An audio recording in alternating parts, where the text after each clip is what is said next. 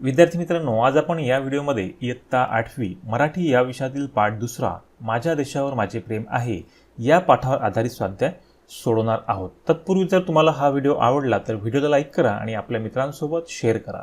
सोबतच चॅनलला सबस्क्राइब करायला विसरू नका। चला तर मग सुरुवात करूया। पहिला प्रश्न आहे, पाठाच्या आधारे थोडक्यात स्पष्ट करा आणि सुरुवातीला आहे प्रतिज्ञा। तर प्रतिज्ञा म्हणजे दृढ संकल्प। आपण जे म्हणतो ते आणि तेच आपल्याला करायचे असते। त्यामुळे एखादा संकल्प केल्यानंतर तो पूर्णत्वास नेण्यासाठी आपली शारीरिक व मानसिक कष्ट घेण्याची तयारी असायला हवी, तेव्हा ती प्रतिज्ञा पूर्ण होते। पुढे आहे सस्य श्यामला माता। तर सस्य म्हणजे धान्य। शेतामध्ये पिके भरली की त्या पिकांचा रंग काहीसा काळसर हिरवा दिसतो, म्हणून येथे श्यामला हा शब्द वापरला आहे। माता म्हणजे धरणी। सस्य श्यामला माता म्हणजे हिरव्यागार पिकांनी भरलेली धरणी। पुढला प्रश्न आहे, खालील आकृत्या पूर्ण करा आणि यामध्ये सुरुवातीला आहे भारत माता की जय मधील भारत माता म्हणजे भारतातील सर्व लोक। त्यानंतर आहे महात्मा गांधींनी सांगितलेली प्रेमाची 2 वैशिष्ट्ये। तर ही वैशिष्ट्ये याप्रमाणे आहे, सक्रियता आणि सुबुद्धता।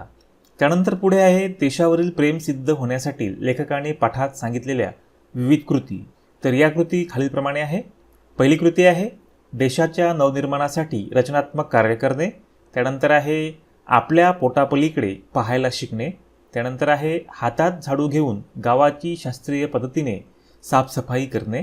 त्यानंतर आहे कोणतेही काम करत असताना आपल्या कामाचा देशावर काय परिणाम होईल असा विचार करणे।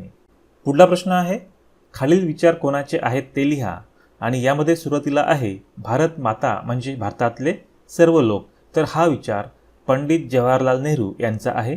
त्यानंतर आहे प्रेम निष्क्रिय असू शकत नाही। तर हा विचार महात्मा गांधी यांचा आहे। त्यानंतर आहे खरा तो एकची धर्म जगाला प्रेम अर्पावे। हा विचार साने गुरुजी यांचा आहे। पुढला प्रश्न आहे, तुमच्या शब्दात उत्तरे लिहा आणि यातला पहिला प्रश्न आहे प्रतिज्ञेतील एखाद्या शब्दाचा अर्थ जाणून घेताना व कृतीत आणतानाचा तुमचा अनुभव लिहा। तर या प्रश्नाचं उत्तर आहे भारत माझा देश आहे या प्रतिज्ञेतील सौजन्य या शब्दाचा अर्थ मला माहिती नव्हता। मी सौजन्य या शब्दाचा अर्थ माझ्या शिक्षकांकडून जाणून घेतला। माझ्या शिक्षकांनी मला एका उदाहरणाच्या सहाय्याने सौजन्य या शब्दाचा इतरांशी आदराने वागणे हा अर्थ समजावून सांगितला। त्यावेळी माझ्या मनात पहिला विचार हा आला की आपण तर आधीपासूनच प्रत्येकाशी आदराने वागत आहोत। तेव्हा मला कळले की कधीकधी आपल्याला एखाद्या शब्दाचा अर्थ माहिती नसला तरीही आपले आचरण त्याप्रमाणे असते। पुढला प्रश्न आहे, तुमच्या आईचे तुमच्यावरील प्रेम व्यक्त करणारा एखादा प्रसंग थोडक्यात लिहा। तर या प्रश्नाचं उत्तर आहे, एकदा अचानक रात्रीला माझे अंग तापाने फणफणले।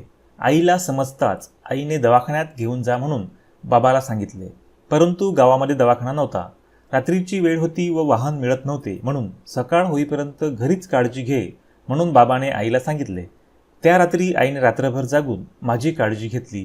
कधी कापडाच्या पट्ट्या थंड पाण्यात बुडवून माझ्या डोक्यावर ठेवत, तर कधी माझे अंग पाण्याने पुसून काढत। त्या रात्री मला माझी आई माझ्यावर किती प्रेम करते याची जाणीव झाली। तेव्हापासून मी माझ्या आईला तिच्या कामात मदत करण्याची प्रतिज्ञाच घेतली। पुढला प्रश्न आहे, खेळू या शब्दांशी या अंतर्गत समान अर्थाचे जोडशब्द तयार करा आणि यामध्ये सुरुवातीचा शब्द आहे दंगा।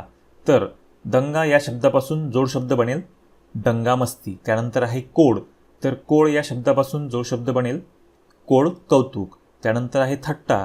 तर थट्टा या शब्दापासून थट्टा मस्करी हा जोडशब्द बनेल। त्यानंतर आहे धन। तर धनपासून धन दौलत हा जोडशब्द बनेल। त्यानंतर आहे बाजार। तर बाजार या शब्दापासून बाजार हाट हा जोडशब्द बनेल। पुढला प्रश्न आहे, गटात न बसणारा शब्द ओळखा व तो शब्द गटात का बसत नाही यामागील कारण सांगा। तर पहिला गट आहे मी, आपण, रत्ना, त्यांचे। तर पहिल्या गटामध्ये न बसणारा शब्द आहे रत्ना आणि याचं कारण असं आहे की रत्ना हे या गटामधलं एकच नाम आहे आणि इतर सर्व हे सर्वनामे आहेत। त्यानंतर दुसरा गट आहे राहणे, वाचणे, गाणे आणि आम्ही।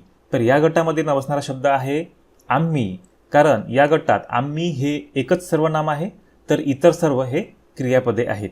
त्यानंतर पुढला गट आहे तो, हा, सुंदर, आपण आणि या गटामध्ये न बसणारा शब्द आहे सुंदर, कारण या गटात सुंदर हे एकच विशेषण आहे, तर इतर सर्व हे सर्वनामे आहेत. त्यानंतर पुढला गट आहे भव्य, सुंदर, विलोभनीय, करणे. तर या गटात न बसणारा शब्द आहे करणे, कारण या गटात करणे हे एकच क्रियापद आहे, तर इतर सर्व हे विशेषणे आहेत. पुढला प्रश्न आहे खाली दिलेल्या शब्दांचे तक्त्यात वर्गीकरण करा. तर खाली दिलेल्या शब्दांपैकी पुल्लिंगी शब्द याप्रमाणे आहेत गाव, देश, शेला, मुलगा, निसर्ग. यानंतर स्त्रीलिंगी शब्द याप्रमाणे आहेत आई, रेल्वे, शक्ती, भूमी, हवा, भाषा. आणि नपुसकलिंगी शब्द याप्रमाणे आहेत काम, सनंग, मूल, यंत्र, विश्व, चित्र, पाणी, गीत. यानंतर पुढला प्रश्न आहे खालील शब्दसमूहांचा वाक्यात उपयोग करा आणि यामध्ये पहिला शब्दसमूह आहे गगनभेदी घोष करणे. तर या शब्दसमूहाचा वाक्यात उपयोग याप्रमाणे आहे स्वातंत्र्य दिनी शाळेत झेंडा फडकताच सर्व विद्यार्थ्यांनी भारत माता की जय असा गगनभेदी घोष केला. पुढला शब्दसमूह आहे रचनात्मक काम करणे आणि या शब्दसमूहाचा वाक्यात उपयोग याप्रमाणे आहे भारत देशाच्या प्रगतीसाठी सर्वांनी आपापल्या क्षेत्रात रचनात्मक कार्य करायला हवे. पुढला शब्दसमूह आहे पोटापलीकडे पाहणे आणि पोटापलीकडे पाहणे या शब्दसमूहाचा वाक्यात उपयोग याप्रमाणे आहे परोपकारी वृत्ती जोपासण्यासाठी प्रत्येकाने पोटापलीकडे पाहायला शिकायला पाहिजे. पुढला शब्दसमूह आहे कचाट्यात सापडणे आणि कचाट्यात सापडणे या शब्दसमूहाचा वाक्यात उपयोग याप्रमाणे आहे आनंदचे वडील आनंदला इंग्रजी माध्यमातून शिकवावे की मराठी माध्यमातून शिकवावे या कचाट्यात सापडले. यानंतर पुढला प्रश्न आहे वाचा व उत्तरे लिहा आणि यामध्ये खाली दिलेला आहे प्रमुख, विद्यार्थी, क्रमांक, बक्षीस, प्रथम, पाहुणे दिले. आणि यावर आपल्याला प्रश्न विचारलेला आहे की वरील शब्दसमूह वाक्य आहे काय, तर हे वाक्य नाही. त्यानंतर वरील शब्दसमूहातून अर्थबोध होतो का, तर नाही. आणि शेवटी विचारलेलं आहे की अर्थबोध होण्यासाठी वाक्य कसे लिहावे लागेल ते लिहा. तर हे वाक्य आपल्याला अर्थबोध होण्यासाठी याप्रमाणे लिहावे लागेल प्रमुख पाहुण्यांनी विद्यार्थ्याला प्रथम क्रमांकाचे बक्षीस दिले. तर विद्यार्थी मित्रांनो, आज आपण या व्हिडिओमध्ये इयत्ता 8वी मराठी या विषयातील पाठ 2 माझ्या देशावर माझे प्रेम आहे या पाठावर आधारित स्वाध्याय आपण सोडवलेला आहे. तर आता आपण इथेच थांबूया. पुन्हा भेटूया एका नवीन व्हिडिओमध्ये एका नवीन स्वाध्यायासह.